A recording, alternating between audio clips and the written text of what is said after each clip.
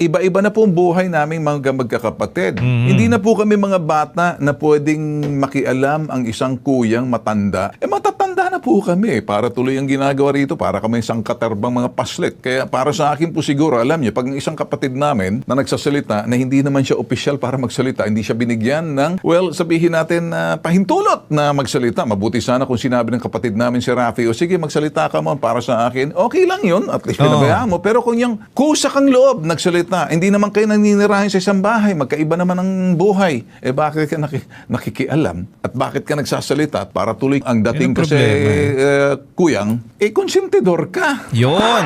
Yan talaga ang lalabas dyan. Imbis na hintayin natin si Rapi Tulfo na magsalita patungkol sa mga issue niya, inatake mo na ngayon. Mas lumala na ngayon yung issue kasi ikaw na kuya, konsentidor ka sa ginagawang mali ng kapatid mo.